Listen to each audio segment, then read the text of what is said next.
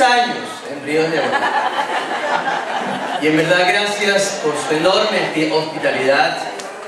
Aquí me siento completamente en familia. Ese bienvenido, para los que vienen por primera vez, el bienvenido es atrayente. Sobre todo porque esta es una iglesia donde se ha recibido mucha preocupación por estudiar su palabra. Aquí, como decía mi hermano Nelson, es como la Gillette que raspa 3 veces, ¿no? Estudiamos la palabra, ese mismo contenido lo estudiamos en las células, ese mismo contenido lo estudiamos en la escuela dominical, que por cierto los adultos deben ir con más cotidianidad, con más regularidad, sobre todo en la escuela dominical de adultos, y después se remata en el sermón central. Es una labor pedagógica, es repetir y verlo de distintas perspectivas, de acuerdo al maestro que lo está dirigiendo. Eso hace que la palabra se enriquezca mucho más. Y eso es algo muy positivo, que está dentro de nuestro haber como un gran ingreso, y que solamente el Espíritu de Dios lo permite en medio nuestro. Y que debemos alabar al Señor por eso. Ahora, este salmo que vamos a leer a continuación, a pesar de que estamos dentro de un contexto de fiesta, es un salmo que nos invita a evaluar. Acuérdense que lo que hemos estudiado en Romanos es que somos conformes o inconformes. Somos bien inconformes, ¿verdad? Y la inconformidad implica siempre el estar revisando. Y revisando a la luz de su palabra. Estudiarla con detenimiento. Estudiarla dentro de su contexto histórico original, pero siempre traerla con la pertinencia que tiene para nuestro quehacer ahora. Porque ella es todavía muy pertinente hoy. Porque el Señor que la inspiró es el Señor de la historia. Es el Señor del pasado, el Señor de nuestro presente y es el Señor de nuestro futuro. Porque estamos aquí dentro de una comunidad de esperanzados, que su reino de justicia regrese o venga pronto. Acuérdense que el reino de Dios ya está en medio nuestro. Cada miembro de sus hijos denota la presencia de Dios en cada uno de los lugares donde Dios nos ha puesto, en cada una de las trincheras donde el Señor nos ha encomendado trabajar. Así que vamos a entrar a leer el Salmo 15. Pero antes de entrar al Salmo 15, vamos a orar para que el Señor nos hable. Sitúen sus Biblias en el Salmo 15. Yo la voy a leer en Reina Valera y algunas porciones quizás la voy a leer en Nueva Traducción Viviente. Vamos a orar, hermano, acompáñame a orar. Gracias, Señor, por tu palabra. Gracias porque ella cotidianamente nos habla de ti. Porque ella cotidianamente nos persuade a obedecerte. Gracias, Señor, por tenerla en nuestro idioma. Gracias por todas esas grandes generaciones que se sacrificaron, que oyeron tu llamado y que la pudieron con todo el sacrificio ponerlas en nuestra lengua. Es un privilegio tener toda esa aglomeración de libros inspirados por ti muy de cerca. Ahora te pedimos, Señor, nuevamente, que nos acerques a ella, que tu Santo Espíritu pueda hoy nuevamente hablarnos. Pon nuestros oídos sensibles a tu voz, pero también pon nuestros corazones prestos a obedecer. Que cuando regresemos a nuestra cotidianidad, el desafío rutinario sea obedecerte, serte fiel. Sobre todo en un ambiente donde reina las tinieblas. Ayúdanos cada vez a reevaluar nuestra vocación de luz y sal de nuestra tierra. esa sal que detiene la podredumbre, y esa luz que alumbra notablemente en medio de tanta tiniebla y corrupción. Pedimos pues, Señor, háblanos nuevamente. Nuestros corazones están abiertos a ti. Somos tus siervos. Queremos escuchar tu voz. En el nombre de Jesús. Amén. Bueno, yo tengo que leer sin lente, hermano. ¿Quién habitará en tu tabernáculo? ¿Quién morará en tu monte santo? El que anda en integridad y hace justicia y habla verdad en su corazón. El que no calumnia con su lengua, ni hace mal a su prójimo, ni admite reproche alguno contra su vecino. Aquel a cuyos ojos el vil es menospreciado, pero honra a los que temen a Jehová. El que aún jurando en daño suyo, no por eso cambia. Quien su dinero no dio a usura, ni contra el inocente admitió cohecho. El que hace estas cosas no resbalará jamás. Este capítulo de este salmo, que le llaman salmo litúrgico, primero entra con dos preguntas. A mí me agradan mucho las preguntas porque el Señor siempre utilizó las preguntas para acercarse a la multitud.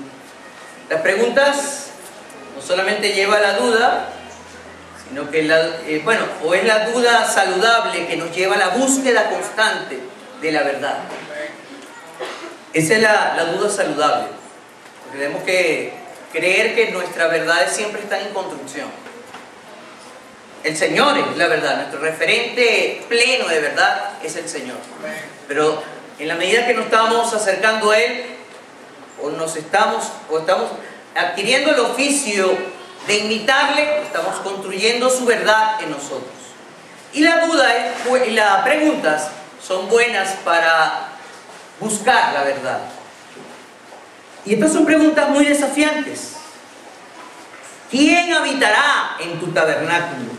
¿Quién morará en tu monte santo?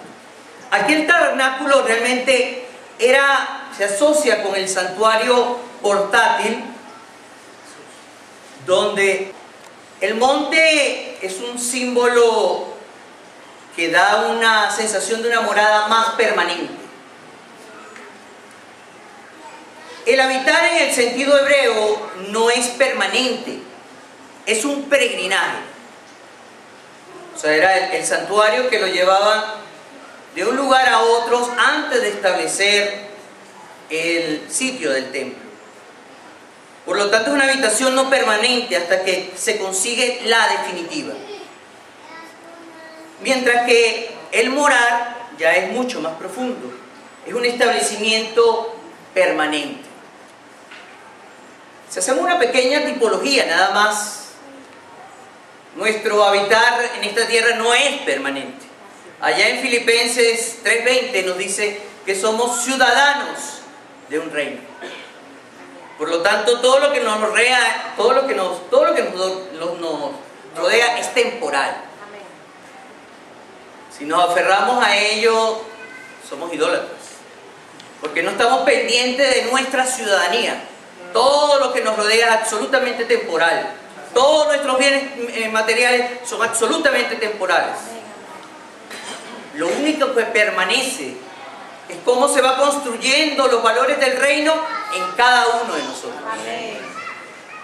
Cómo vamos construyendo cada uno de nosotros nuestra ciudadanía a ese reino. Y cómo el mundo puede observar que existen ciudadanos de ese reino. Porque la presencia de ese reino depende de nuestra justicia cotidiana. Por eso, estas preguntas son contestadas con un perfil muy exigente. Es demasiado exigente. Pero por eso no estamos solos. Tenemos el Consolador. Amén. Y ese Consolador es quien nos da poder para asumir o encarnar esa ciudadanía. Así que lo que vamos a evaluar ahora es el perfil. Aquí hay muchos que han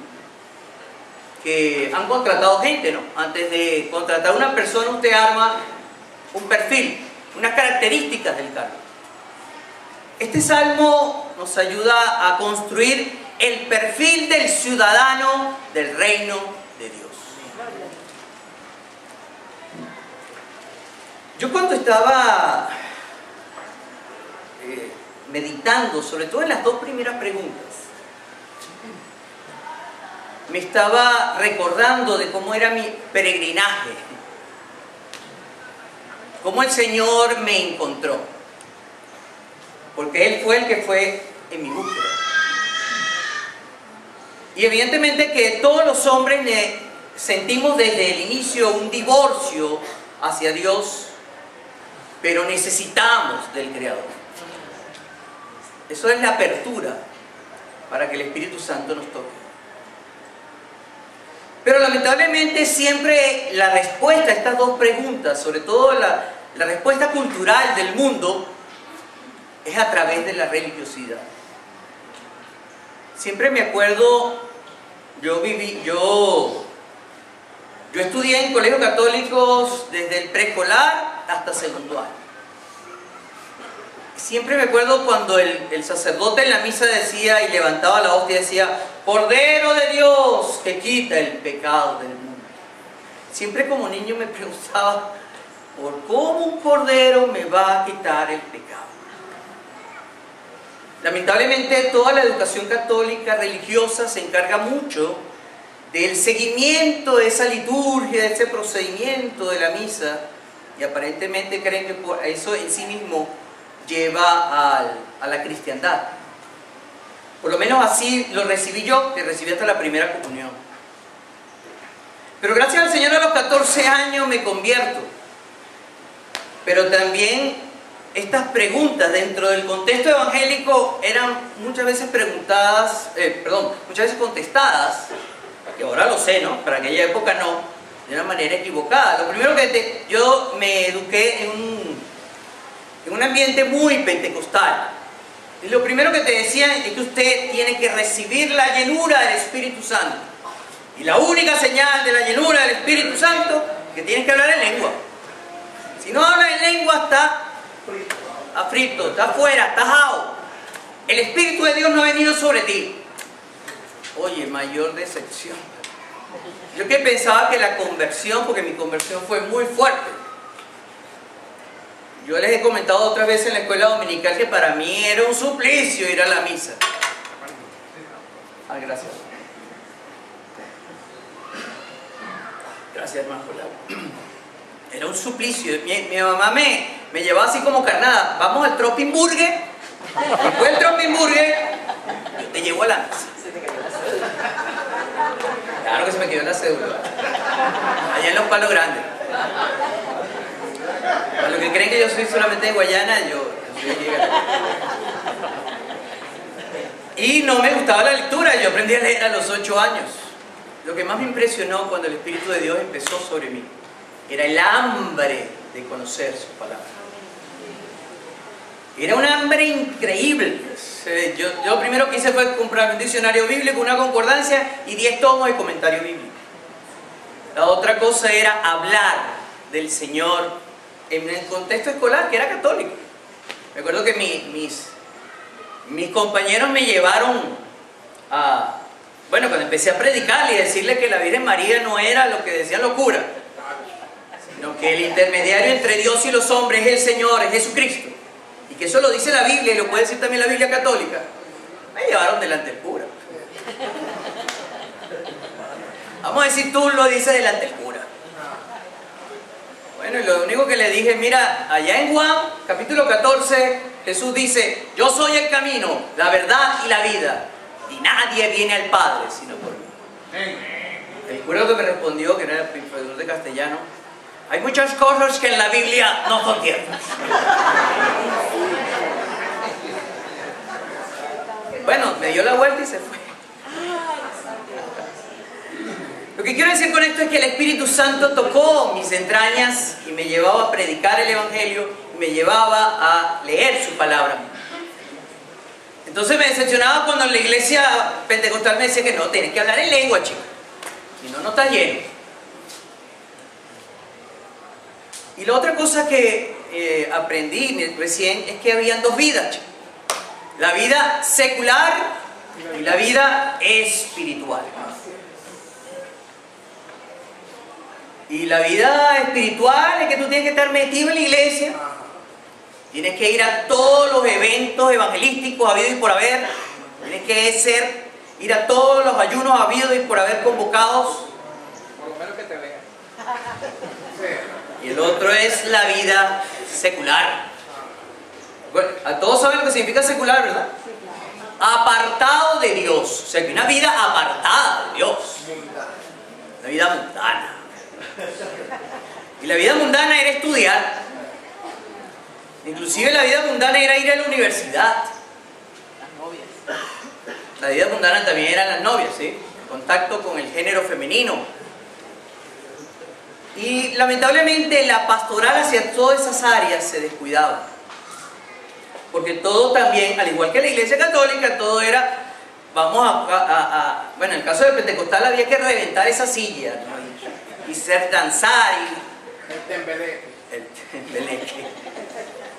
Lo que quiero decir con esto es que el pueblo evangélico tiene ya casi 100 años de presencia. Y a veces todavía, o en algunos lugares, afortunadamente Ríos de Agua Viva no. No se va la palabra para contestar esas preguntas, sino siempre la respuesta es religiosa. ¿Sí? Y es muy peligroso la última respuesta que le acabo de decir, porque si me dice que hay una vida secular y una vida espiritual, quiere decir que hay dos vidas. Y si hay dos vidas, una la puedo vivir independientemente de la otra. ¿Sí? En la iglesia puedo ser muy evangélico y en el mundo soy otra cosa. Y ese es lamentablemente como en nuestra cultura evangélica, en algunos contextos, aunque sé que en muchos contextos ha entrado en proceso de revisión, se ha contestado. Ahora, esto no es extraño. Si vamos a Miqueas, capítulo 6.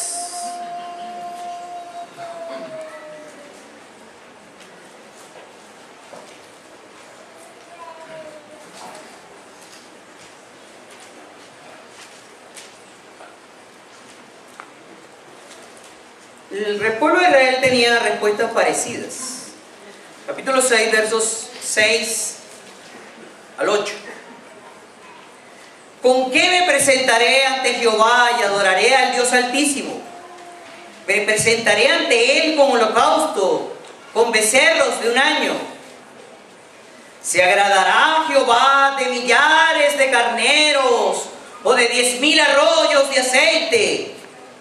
Daré mi primogénito por mi rebelión, el fruto de mis entrañas por el pecado de mi alma. Oh hombre, Él te ha declarado. Las respuestas del Señor son más sencillas, porque no dejan de ser profundas. Oh hombre, Él te ha declarado lo que es bueno. ¿Y qué pide Jehová de ti? Solamente hacer justicia, amar misericordia y humillarte ante tu Dios. Como ven, no es una respuesta religiosa. Una de las cosas que se caracteriza la religiosidad judía, de donde somos herederos, y nuestra cristiandad, es que hay una relación íntima entre lo que exige Dios y el perfil ético. Lo que exige Dios es, de la misma manera que conservamos relaciones verticales con Él, tenemos que tener una gran calidad en nuestras relaciones como seres humanos. Eso también no ocurre en la espiritualidad como en la santería, donde la gran mayoría es convocado para de alguna manera suplir sus propias inseguridades. Una de las cosas que le pregunté a un santero, bueno, ¿y cuáles son sus principios éticos? ¿Cuáles son sus principios morales? La gran mayoría que le he preguntado no contesta a esa pregunta. Ellos se acercan ahí es para tener billete, para conseguir sanidad o porque le tienen mucho miedo a la muerte. Por lo tanto, las respuestas que vemos aquí, las respuestas que vemos en el resto del Salmo no son religiosas, son absolutamente éticas, morales, y que vamos ahora a estudiar. Pero que son tan exigentes que solamente el Espíritu Santo es quien permite producir eso en nosotros. Y el Espíritu Santo entró en nosotros gracias al sacrificio de Jesucristo. ¿Qué ocurría cuando cualquier extraño entraba al santuario, que no fuera el sacerdote? ¿Qué ocurría? Moría. Era liquidado. Y ese mismo Espíritu Santo que ahora está actuando es el mismo Espíritu Santo que entraba al lugar santísimo. ¿Qué es lo que no permite que nosotros consigamos la muerte cuando nos conseguimos con Él? El sacrificio de la sangre de Jesucristo. Vamos a leer un momentico Hebreos, y se lo voy a leer, capítulo 10, verso 11. Eso sí lo voy a leer en versión, me gusta como lo dice la Nueva Traducción Viviente. Hebreos capítulo 10,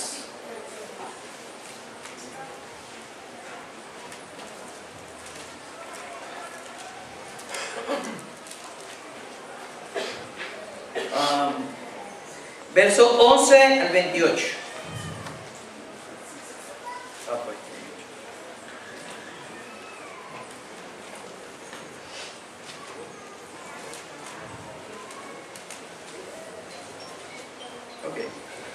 ¿Lo tienen? Bajo el antiguo pacto, el sacerdote oficia de pie delante del altar, día tras día, ofreciendo los mismos sacrificios una y otra vez, los cuales nunca pueden quitar los pecados. Pero nuestro sumo sacerdote se ofreció a sí mismo, a Dios, como un solo sacrificio por los pecados, válido para siempre. Luego se sentó en el lugar de honor a la derecha de Dios. Allí espera hasta que sus enemigos sean humillados y puestos por debajo de sus pies. Pues mediante esa única ofrenda, Él perfeccionó para siempre a los que están haciendo santos. Y el Espíritu Santo también da testimonio de que es verdad. Pues dice, y esto es lo más importante, este es el nuevo pacto que haré con mi pueblo en aquel día. Pondré mis leyes en su corazón y las escribiré en su mente. Después dice, nunca más me acordaré de sus pecados y sus transgresiones. Y cuando los pecados han sido perdonados, ya no hace falta ofrecer más sacrificio. O sea que el Espíritu Santo nos ayuda a ser fiel al Señor. Por eso que nuestra fe es directamente proporcional a la fidelidad al Señor. Porque no estamos solos, el Señor nos dio un gran recurso, el Espíritu Santo. Nos dio poder. Es lo que llaman, en griego el paracleto, el consolador. Consolador que alivia la tristeza de la ausencia física del Señor. Pero Él hace que esa ausencia se haga presente en cada uno de nosotros. Que disfrutemos del gozo, de la paz que ese reino promete. Ya no necesitamos tanto verlo en el futuro, ya lo estamos disfrutando en el aquí y en el ahora. Ahora revisemos el perfil de ese ciudadano. Yo le he elaborado 5 principios que traté de contextualizar a partir del contenido del Salmo. El primer principio: los ciudadanos del reino de Dios tienen coherencia entre sus enseñanzas o prédicas y sus acciones cotidianas. La primera exclamación del Reina Valera es: el que andan en integridad. ¿Cómo es el que anda en integridad? Vamos a tratar de caracterizarlo.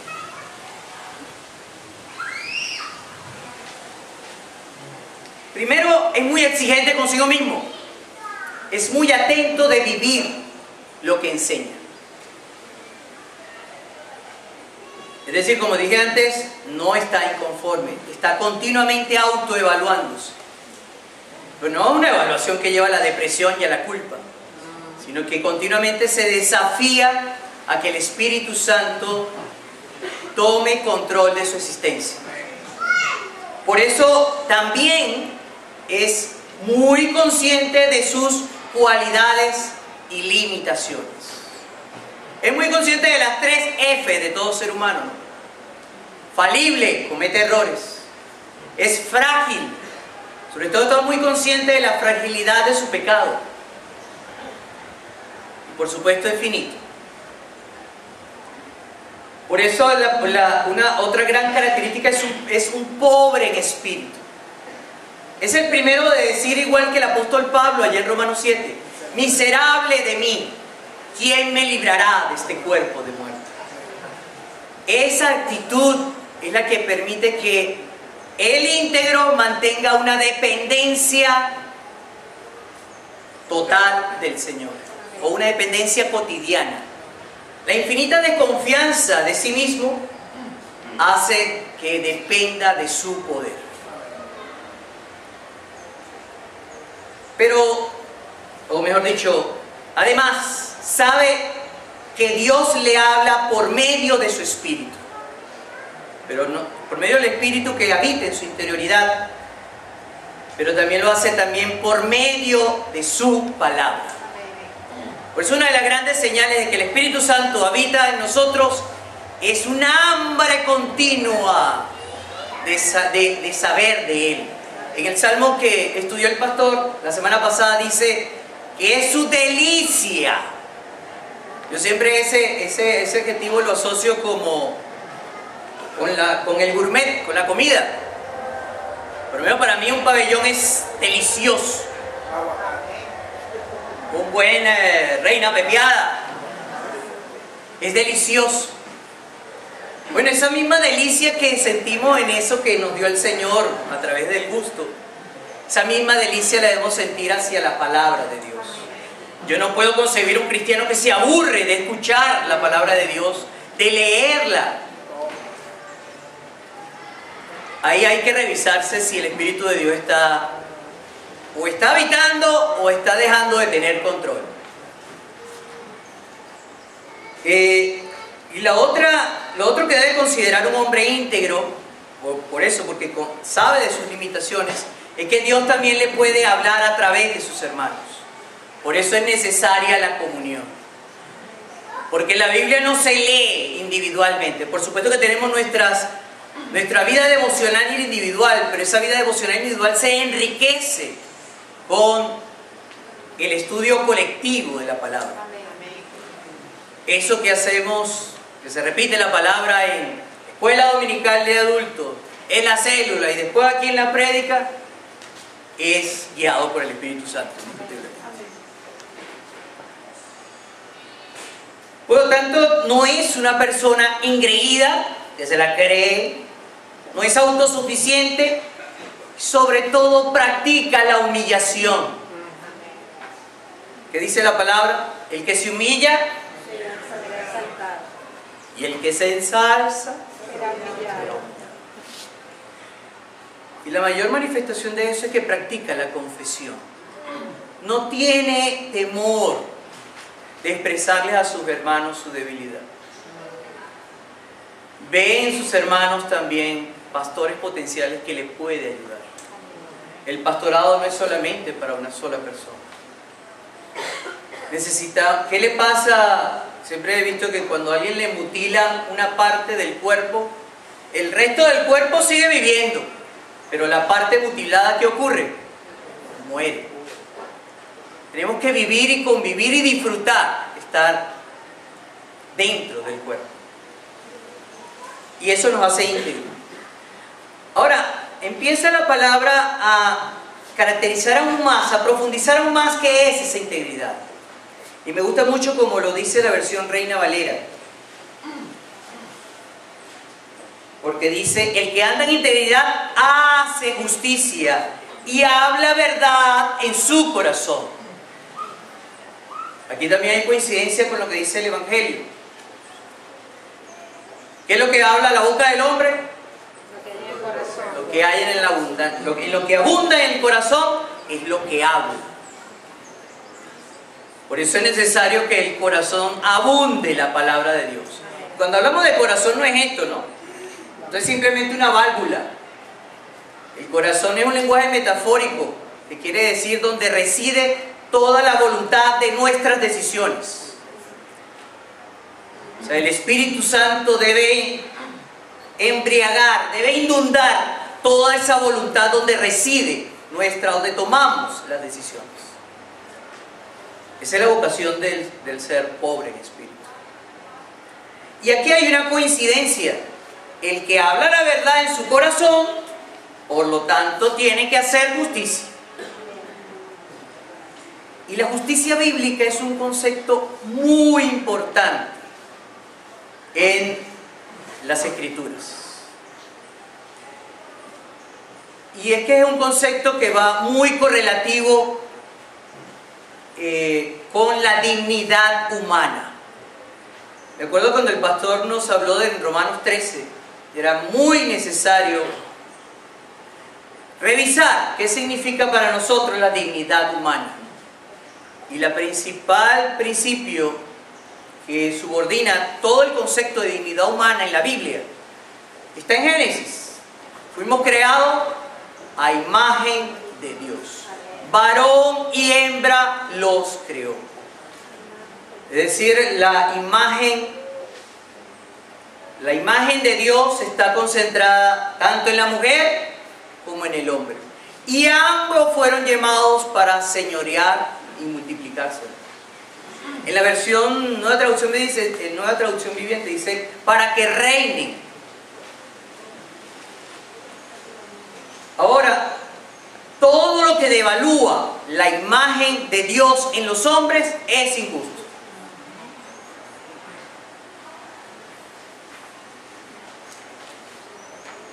Y ahí sí vamos a revisar un poquito para ver cómo Dios califica a quien se atreve a devaluar su imagen.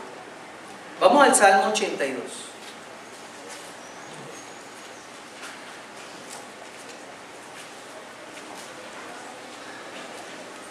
No lo vamos a leer todo.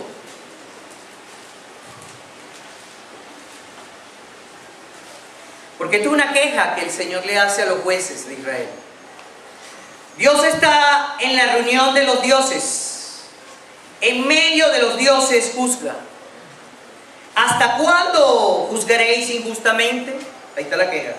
¿Y aceptaréis las personas de los impíos? Defended al débil y al huérfano. Haced justicia al afligido y al menesteroso. Librad al afligido y al necesitado. Libradlo de la mano de los impíos. Vamos a dejarlo hasta ahí. Aquí hay aspectos de la sociedad donde se ha devaluado la dignidad humana. La presencia del débil, la presencia del huérfano, la presencia del afligido, la presencia del menesteroso. Por eso yo concluyo que las sociedades son pecaminosas si tienen estructuras que devalúan la imagen de Dios. O sea, las estructuras que perpetúan la aflicción del menesteroso, del oprimido, de la pobreza, que perpetúan al huérfano, que perpetúan la discriminación racial, que perpetúan la discriminación de géneros. Todos esos aspectos devalúan la imagen de Dios. Y están hechos por estructuras que pretenden estar por encima de esa imagen. Por eso son estructuras idolátricas. todos los sistemas políticos o sociales que perpetúan vamos a decir, ese cáncer en la sociedad, esa aberración, estas estructuras políticas están siendo dioses de sí mismos. Y por eso son idolátricas. Y evidentemente que el cristiano no puede pasar desapercibido ante ellas. En su práctica cotidiana siempre va a ir en contra de esa corriente. Vamos a evaluar un poquito cómo se hace eso.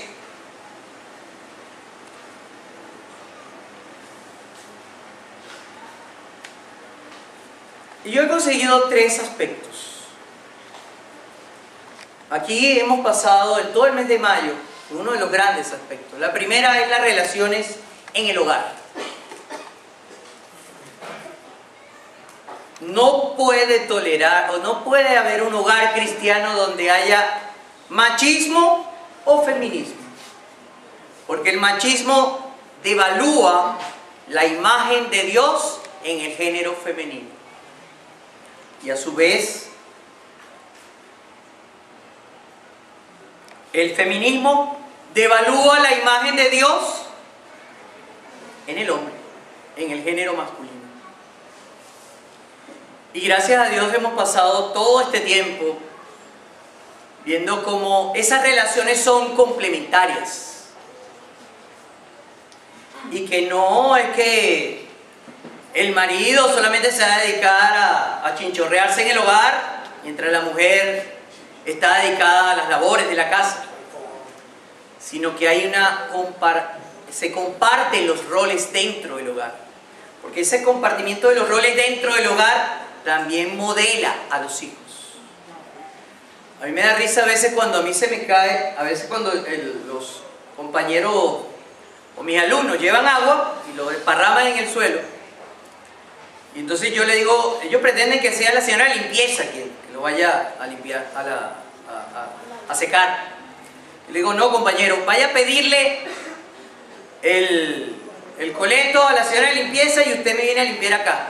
Pero cuando uno ve cómo agarran el coleto, uno se da cuenta que no hay ningún entrenamiento dentro de la casa. Porque oye, pero muchachos, ¿a ti nunca te han enseñado limpiar, coletear? No, tienen el meneadito característico. Bueno, no es que yo termino coleteándolo, pero hay una instrucción. Y termina. Y también me exprime porque otra cosa, ellos cuando van a imprimir eso dicen ¡asco! Claro, pues todo eso se lo hace el servicio doméstico. Porque están dentro de hogares que no se les ha enseñado que todos los oficios del hogar deben ser compartidos. Porque todos en el hogar somos complementarios. ¿Qué significa complementario? Que unidos somos completos. El otro gran espacio para hacer justicia son las relaciones laborales. Y ahí el cristiano tiene que, según mi manera de ver, tiene que cumplir 2 funciones. La primera función es hacer su trabajo con excelencia, porque todo lo está haciendo para la gloria de Él. Todo lo hace para la gloria de Dios. O sea, todo lo que hacemos glorifica al Señor. Todos nuestros oficios son alabanzas a Él. Por lo tanto, se nos exige excelencia. El cristiano también es un inconforme, en la inconformidad sana, en que siempre va a estar buscando cómo hacer lo que hace de la mejor manera. Siempre está buscando la perfección sana. Pero la otra cosa es que además de cumplir sus deberes, también está muy atento en que se le sean dados sus derechos. No solamente los derechos suyos, sino los derechos de los otros. Y en eso yo a veces he tenido mi choque. Me acuerdo una vez que allá el director de una escuela que estuve allá en la zona colonial de Petare, nos pasó ya por ahí por el mes de junio. Están prohibidos todos los permisos. Yo le dije, todos los profesores firmaron de una manera tan dócil, todos. Bueno, yo firmé, pero yo le dije, recuerde, en la ley del trabajo está permitido, por lo menos mensualmente, usted tiene 3 oportunidades de solicitar permiso para cualquier diligencia personal. Y eso, bueno, eso acarrió que no me contratara para... Pagando tu precio. Pero el Señor me dio mejor trabajo.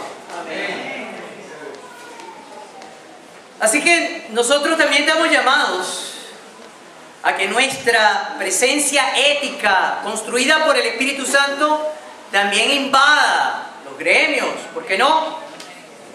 Invada los sindicatos, ¿por qué no? Invada los partidos políticos. Porque el otro lugar donde debemos hacer justicia es como ciudadanos activos. Debemos amar este país. Siempre me acuerdo, para mí es muy desafiante lo que dice Romanos. ¿Se acuerdan de cómo Pablo dice que él preferiría ir y perderse a sí mismo si eso permitiera que todo su pueblo fuera salvado? Ojalá nosotros hacia Venezuela tuviéramos ese mismo sentimiento. Este es un pueblo que necesita ser amado. No necesita que a cada ratico le estén recordando las cosas malas.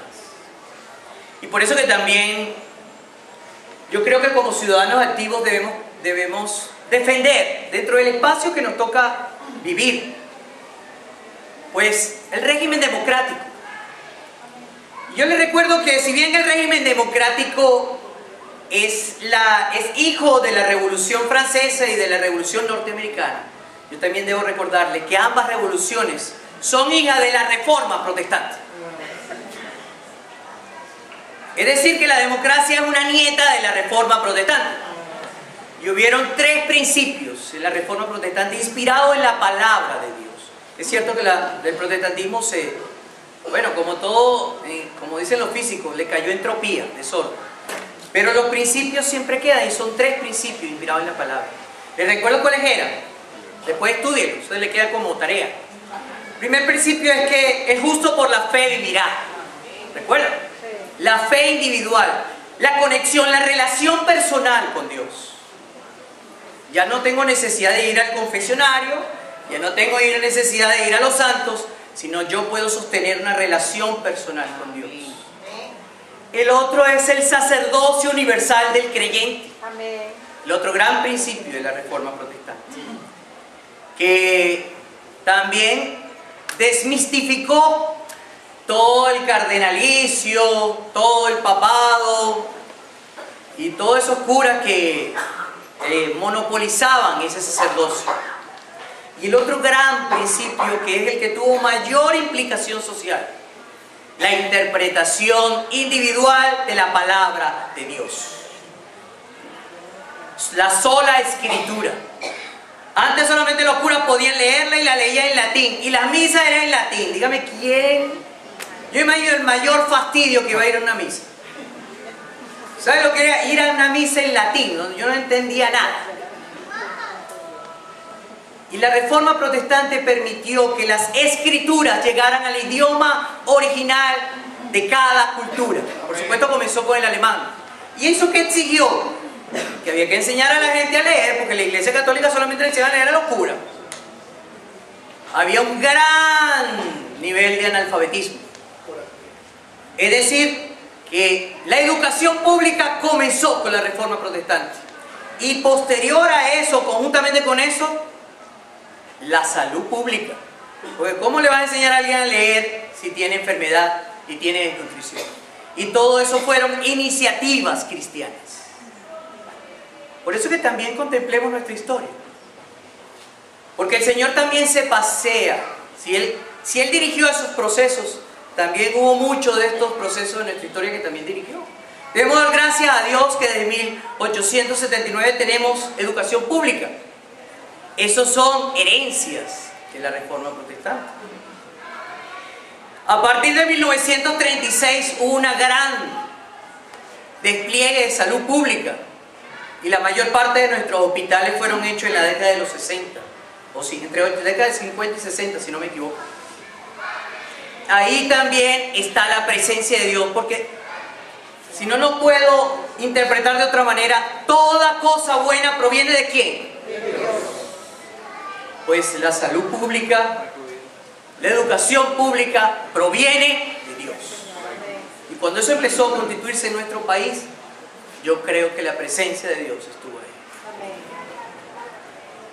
Por lo tanto, como ciudadanos activos, para amar a Venezuela, debemos también contemplar nuestra historia para poder también lanzarnos hacia el futuro y defender los valores de la justicia bíblica. Y nuevamente, aquí tenemos mucha población joven, muchos nuevos profesionales. Necesitamos que sean plagados del conocimiento de su palabra para que hagan presencia en todos esos lugares que yo he mencionado. Pero de manera pertinente, no como decía el pastor una vez, que creemos que participar en política es para que que la Río de Agua Viva pueda tener una buena sede, no sé, allá en la Trinidad. Utilizar también el clientelismo político para beneficiar nuestros intereses religiosos. No, es precisamente para hacer justicia en nuestro país.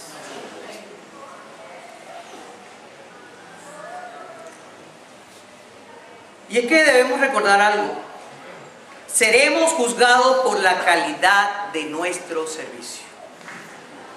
Ahí sí le voy a recordar, vamos a leer un momentico solamente, Mateo 25.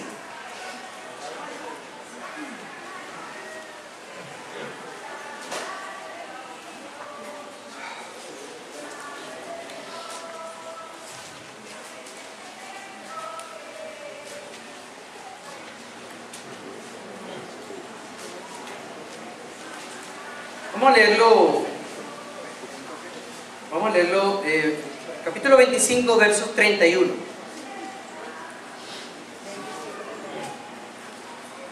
¿Todos lo tienen? Cuando el Hijo del Hombre venga en su gloria y todos los santos ángeles con él,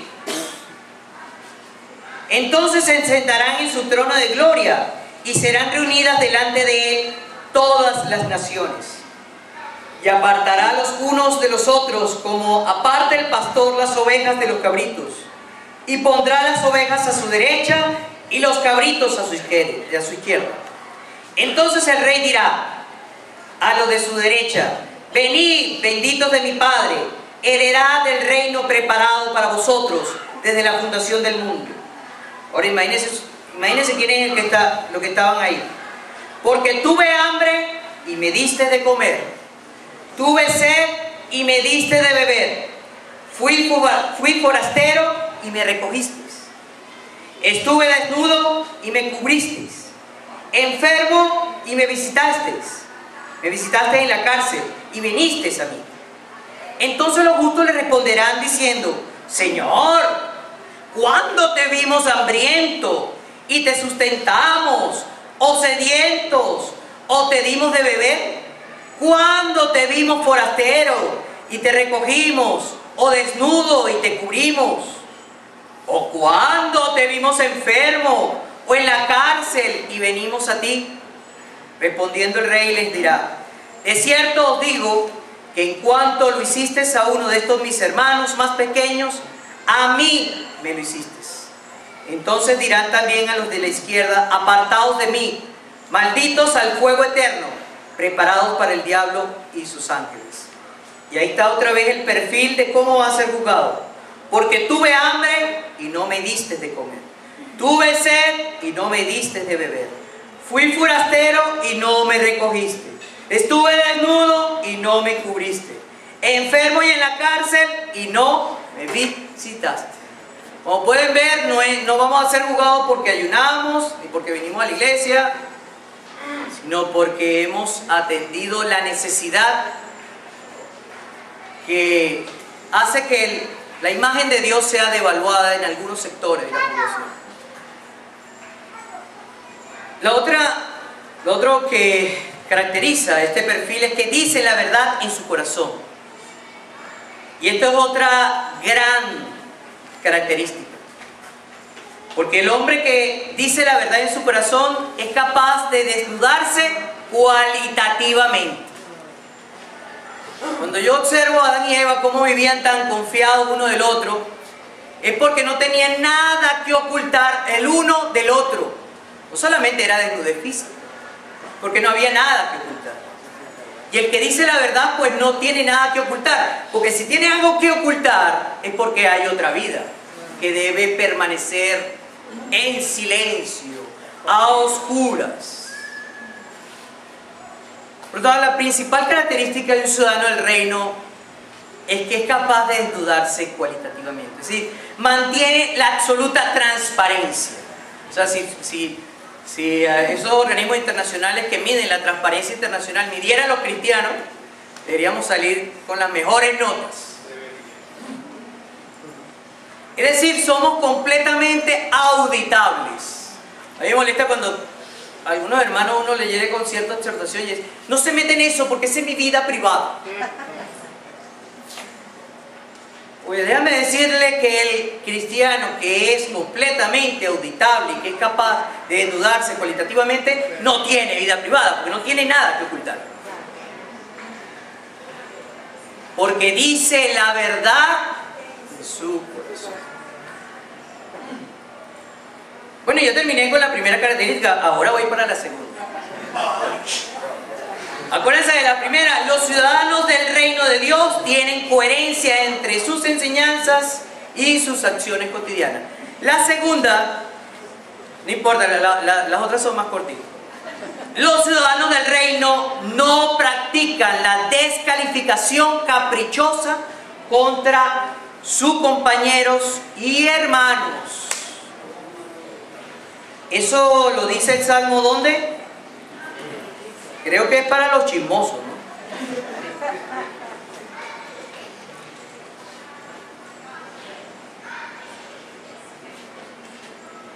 Me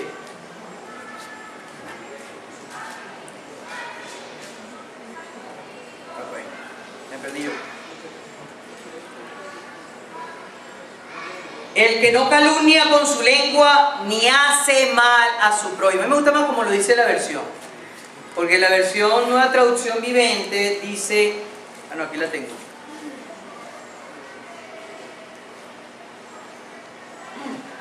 Los que no se prestan al chisme, ni le hacen daño a su vecino, ni hablan mal de su amigo. Aquí, como diría un español que le dio una predicación sobre este salmo, aquí estamos todos. Lamentablemente ahí yo también he pecado y bastante. Sobre todo el principal objeto de nuestros chismes son, primero, el presidente de la República. Si Maduro le timbrara los tímpanos cada vez que habla mal de él, bueno, estaría completamente solo. La otra cosa que está más cerca de nosotros, por lo general, son nuestros jefes. Y ahí yo también he caído, porque a veces tengo diferencias con mi jefe. Pero yo les voy a dar 3 recomendaciones para evitar eso. La primera es que debo orar por él. E inclusive contra cualquiera que sea objeto de mi calumnia. Lo primero que debo decir es que eso es pecado. Porque decir calumniar o chismear es hablar mal del otro en ausencia. ¿Se acuerdan cuál fue el primer chisme de la humanidad? Allá en Génesis capítulo 3, el Señor estaba buscándolos para ver quién era el responsable. ¿Qué le pasó a la mujer? ¿Qué le pasó al hombre? Bueno, ¿y qué pasó? Ella, la mujer que tú me has dado. Después vino la mujer. ¿Qué fue lo que dijo la mujer? La serpiente. Fíjense que la mayor parte de las personas chismosas tienen una vocación de víctima. Yo soy un santo, yo no hago nada. Los demás, los que me rodean, son los culpables. Por eso siempre en el chismoso hay una proyección de culpa en el otro. Por esa razón yo recomiendo orar por la persona que es objeto de nuestra calumnia. Segundo, servirle. Yo intento servir en todo a mi jefe. Y no por adulancia. Porque cuando ella no camina bien, también se lo digo. No, tampoco por conveniencia, sino porque la amamos. Los amamos. No para que me bote el trabajo. Porque varias veces ha podido botarme. Hace poco, no sé, hubo un chisme allí y ella no permitía salir los mediodías. Yo le dije, y entonces yo no me había enterado y de repente yo le digo a la secretaria de la puerta, ábreme la puerta, por favor. No, está prohibido por la directora, tiene que ser autorizado. ¿Qué? Estoy en mi hora libre, mi hora de almuerzo, y legalmente me corresponde media hora. Y así mismo se lo dije a la directora. Tu norma es ilegal. Y como es ilegal, tú me tienes que dar otra vez la media hora. Y tú sabes bien que yo no ando afuera hablando, ni me voy a tomar un café y voy a pasarme en mi horario. Tú sabes bien que cuando yo voy y tomo para salir de la institución es porque voy a regresar y voy a regresar a mi hora. Así que tú no tienes autoridad para quitarme esa media hora. Por eso es que digo que no, mis servicios hacia ella no son, no tienen un origen de conveniencia, sino es para servirle, para que ella me sienta su aliado, pero su aliado sincero, su aliado que le va a decir dónde está patinando cuando patina, pero que también la voy a apoyar en todo lo necesario para que la función docente se cumpla de la mejor manera.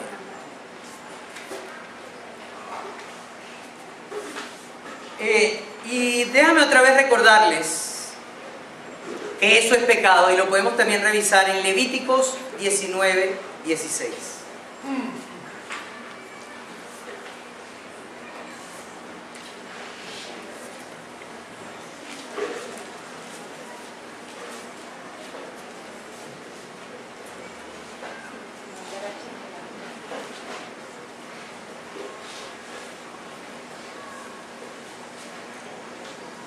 No disemines chismes difamatorios entre tu pueblo. A mí me gusta mucho la segunda parte. No te quedes con los brazos cruzados cuando la vida de tu prójimo corre peligro. Por lo general los chismes es producto de un gran enojo. ¿Qué dice la palabra? No se ponga el sol sobre vuestro enojo. También dice la palabra, y eso lo dice el Sermón del Monte, ¿cómo somos calificados cuando hablamos mal de nuestro prójimo? Califica de una manera muy dura, califica de asesinos. Por lo tanto, la mejor manera es ser siempre frontales. Y frontales no para continuar con el enojo ni la disputa, sino precisamente para conciliar. Nosotros tenemos la vocación de la paz, tenemos la vocación de los pacificadores. Por lo tanto, en nosotros no está el de perpetuar un enojo por século en seculorum. Por lo menos no de nuestra parte. Por eso no podemos continuar con la distancia. Porque acuérdense que el primer chisme de la historia fue porque se produjo una distancia entre Adán y Eva, y se produjo también una distancia entre ellos y Dios. Y el que practica la pacificación estrecha las distancias.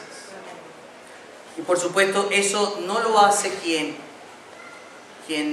practica el chisme. Por lo tanto, el segundo principio sería: los ciudadanos del reino no practican la descalificación caprichosa contra sus compañeros o hermanos. Vamos con el tercero, ¿eh? Ya les dije que era rápido.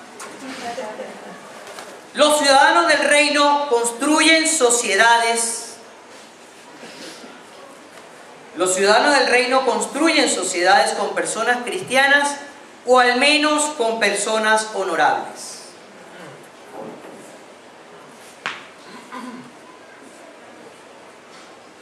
Yo voy a decirlo como lo dice esta versión, la versión Nueva Traducción Viviente.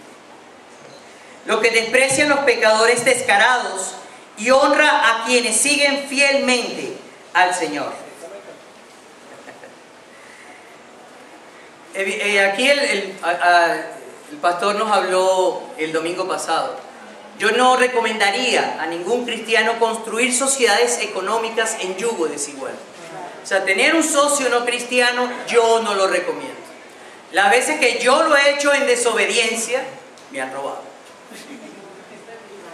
Una vez construí una sociedad con cristianos y bueno, el negocio no se dio bien, pero todos terminamos en sana paz. O sea, no hubo disensiones. Y por supuesto que la otra gran sociedad donde no se puede compartir con personas no cristianas es el matrimonio. Ahí también tuve mis malas experiencias. Cuando estuve así cortejando mujeres no cristianas, el Señor me intoxicaba, el Señor me enfermaba, o una vez casi me suspendí en el carro, cuando tenía carro. El Señor me llevó hacia la mujer que hoy tengo como mi esposa. Y en verdad, cuando uno obedece al Señor en eso, no hay arrepentimiento. No como algunos cristianos que dicen, no, esto es un matrimonio. Esto no es un matrimonio cristiano. No hay mejor estado que el estar casado. Sentir que tienes una compañera que va a envejecer contigo es una gran bendición. Y por lo tanto eso no se puede lograr con un yugo desigual. Pero tampoco podemos creer que vamos a estar aquí como unos monjes. Tenemos que construir o estar en medio. Si queremos ser ciudadanos activos, que tengan presencia en sindicatos, en gremios, en partidos políticos, en la junta de condominio, en la comuna, si tiene que haber presencia, pues vamos a estar con gente que no es cristiana. Pero debemos tener el cuidado, que aquí sí les voy a llamar a que lean sus Biblias en Isaías, capítulo 33. Parece que es el que mejor lo describe. Capítulo 33, verso 14.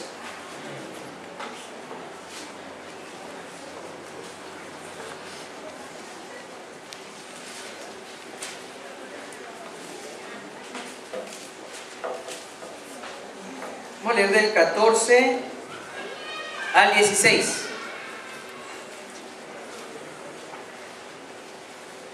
Lo voy a leer en la versión Nueva Traducción Viviente que me gusta. Los pecadores de Jerusalén tiemblan de temor. El terror se apodera de los que no tienen a Dios. ¿Quién puede vivir con este fuego devorador? ¿Quién puede sobrevivir a este fuego consumidor? Los que son honestos y justos, los que se niegan a obtener ganancia por medio de fraudes. Ahí dice, los que se mantienen alejados de los sobornos, los que se niegan a escuchar. Y ahí está la negación. Los que se niegan a escuchar a los que traman asesinatos, los que cierran los ojos para no ceder ante la tentación de hacer el mal. Estos son los que habitarán en las alturas. Quiero destacar los que se niegan a escuchar. Si solamente escuchamos la palabra de Dios, no tiene por qué entrar otro tipo de verdad. Por eso es que meditamos en ella solamente en las tardes. Meditamos en ella solamente en la mañanita. Meditamos con ella de día y de noche. La práctica que el pastor nos ha dicho que hagamos, que es meditación, es que la palabra está continuamente, así no la leamos, está continuamente en nuestra mente. Y eso permite huir de escuchar lo que no debemos escuchar, o de discernir exactamente lo que debemos desechar, como decía el apóstol Pablo. El apóstol Pablo decía, no desechéis la profecía. Retenerlo todo, desechar lo malo, retener lo bueno. O mejor dicho, tomarlo todo, desechar lo malo y retener lo bueno. ¿Quién nos da esa capacidad de discernimiento? Solamente la palabra de Dios, que se medita de día y de noche. Y eso también nos va a permitir, si somos obedientes, de negarnos a todo acto de corrupción o que deprade nuestra condición ética en la cotidianidad.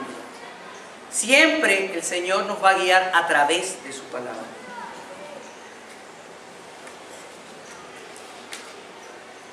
Entonces, segundo principio, los ciudadanos del reino no practican, perdón, estamos en el tercero, los ciudadanos del reino construyen sociedades con personas cristianas o al menos con personas honorables. Siempre tratemos de ir con personas que más o menos comulgan con nuestros principios éticos. Para eso está la palabra de Dios. Ahora, cuarto principio. Y ya estamos terminando, nos falta dos nada más. Los ciudadanos del reino son confiables porque cumplen sus compromisos sin importarle los sacrificios implicados. Los sacrificios implicados en su ejecución. ¿Qué dice allí? Que siempre vamos a cumplir lo que prometemos.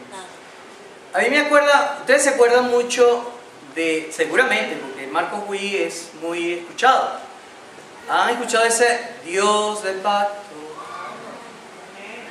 Que guarda, que cumple tu palabra. Ahora, ¿qué tal si hacemos el ejercicio de nosotros los cristianos, que guardamos, que cumplen? Por eso es que todos los atributos hacia Dios también son para nosotros. ¿Qué dice el Señor? Sed perfectos como ¿quién? El Padre es perfecto. Ojalá lo canten, pero en primera persona. Porque el segundo principio, entonces, los ciudadanos del reino son confiables porque cumplen sus compromisos. Por eso somos confiables. Porque no importa que vayamos a perder. Somos confiables porque precisamente decimos la verdad. Yo siempre me acuerdo también de otra experiencia, donde la directora a mí me miró así, pero este caso fue cuando hice el posgrado. Una materia que me costó muchísimo, álgebra abstracta. Yo hice un posgrado en enseñanza de la matemática. Lo que el pedagógico se ve en 3 semestres, yo lo vi en 48 horas. Y yo saqué 6, la nota mínima. No tuve tiempo para estudiar lo suficiente. Pero cuando voy a pedir mi récord, oye, cuando veo esa nota, me dicen 8 puntos. Yo miré varias veces. 8 puntos. No, inmediatamente entonces me fui donde la directora de la escuela y le dije, mira, en el récord hay una equivocación en la nota de álgebra. Entonces ya ve la nota de álgebra. Oye, pero aquí tienes 8, ¿qué tienes 9? No, no tengo 9, tengo 6. Así que vamos a hacer todo el proceso para cambiar la nota. Precisamente allí yo fui perjudicado. Pero evidentemente que no debemos arriesgar nuestra confidencialidad. Nuestra confiabilidad. Gracias, hermano. Nuestra confiabilidad. Es decir, no debemos vender nuestro... ¿Qué fue lo que hizo Jacob? Esaú. Vender nuestra primogenitura por un plato de lentejas. Es decir, dejar que el placer, en algunos, posponerlo por permitir que nuestra confiabilidad se perpetúe. Porque es la única manera que el mundo glorifique al Señor a través de nosotros. Y les recuerdo que en el Sermón del Monte dice, sea tu hablar más o menos, sea tu hablar ahí... No, el hablar del cristiano tiene que ser sí y el hablar del cristiano tiene que ser no. O sea que cuando dice que sí es porque es verdad. Cuando dice que no es porque no. No tiene necesidad de jurar. No tiene necesidad de decir por mi Madre Santísima. Porque lo que digo, oh por Dios, porque lo que digo es verdad. Porque en mi corazón habita la verdad. Bueno, quinto y último. Y aquí este es uno de los más difíciles porque este es el del billuyo.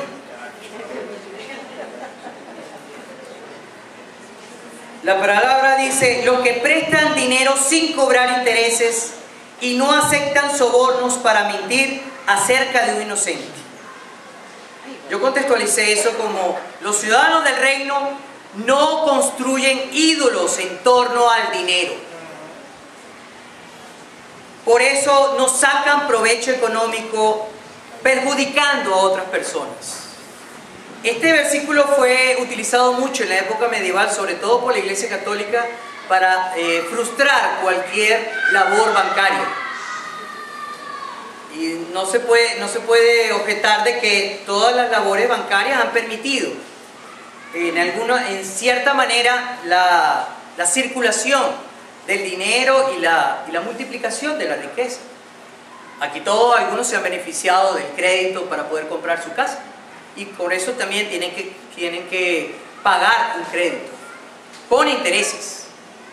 Pero aquí el sentido es otro. Aquí el sentido es el de la usura. Y la usura en el hebreo antiguo significa morder. El concepto más antiguo es que había personas que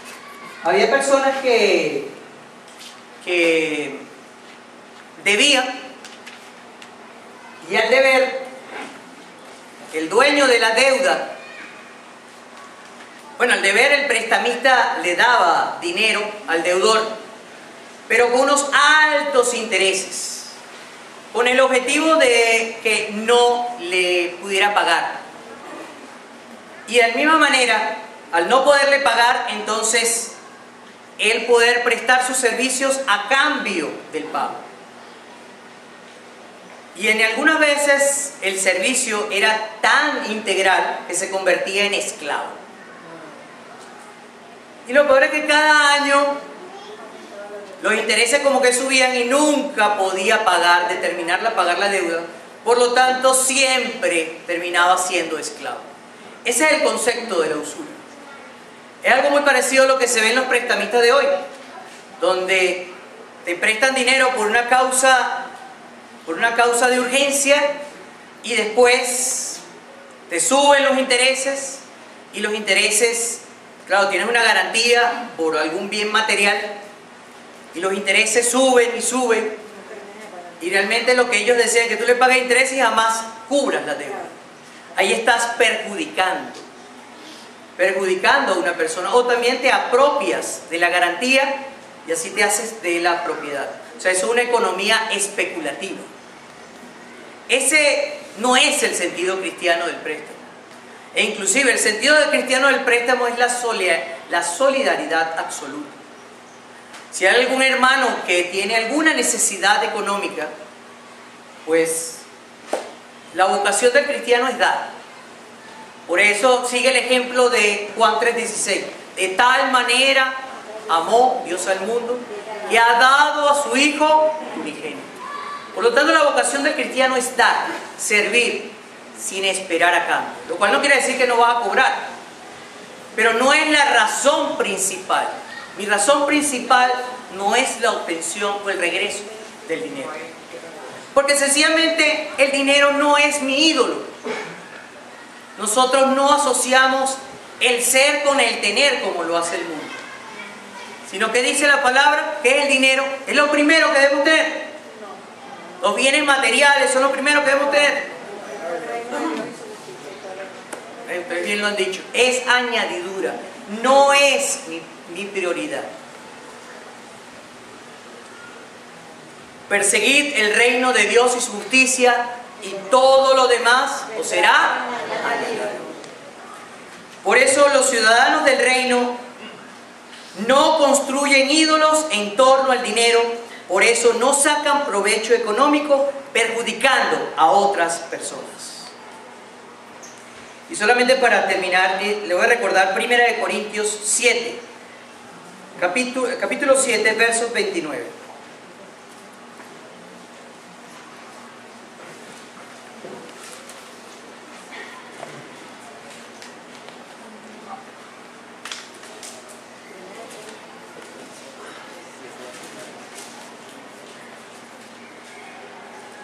Vamos a leerlo solamente del verso 29 hasta el 31. Déjenme decirles lo siguiente, amados hermanos. El tiempo que queda es muy breve. Así que de ahora en adelante los que estén casados no deberían concentrarse únicamente en su matrimonio. Los que lloran o los que se alegran o los que compran cosas no deberían ser absorbidos por sus lágrimas, ni su alegría, ni sus posesiones.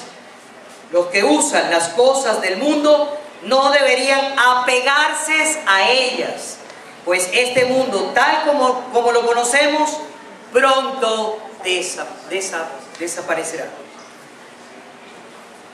Bien, hermanos, este salmo entonces construye el perfil del cristiano.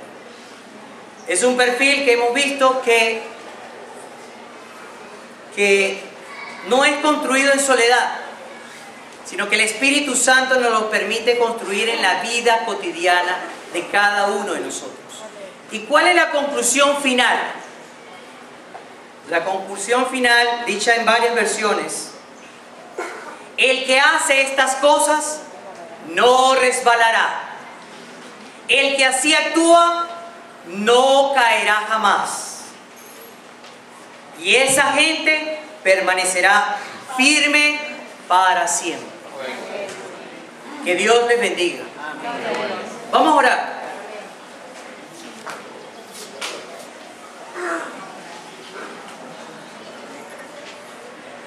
Padre, hoy nuevamente nos has hablado.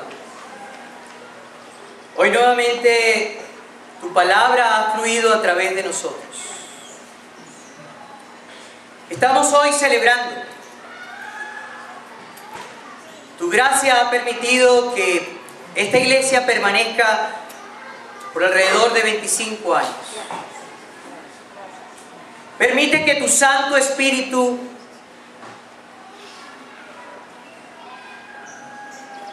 la haga perdurar por muchos años más. Te damos gracias por la labor que ha hecho tu palabra en cada uno de nosotros. Te damos gracias, Señor, porque tú has hablado hoy, has hablado en esos 20 y pico de años, y estamos seguros de que nos vas a continuar hablando. Ayúdanos, Señor, en medio de esta corrupción que hoy sobrevive en nuestro país, en ser luz. Reiteramos, Señor, que nuestra vocación es ser sal. La sal impide que la podredumbre continúe multiplicándose. Ayúdanos, Señor, a ser obedientes dentro de nuestra cotidianidad. Que nuestros devocionales diarios, que nuestro deseo de congregarnos, que nuestro deseo de capacitarnos sea siempre con el objeto de servir a nuestra comunidad. Y permite, Señor, que nuestro servicio pueda tener un impacto positivo en nuestra sociedad.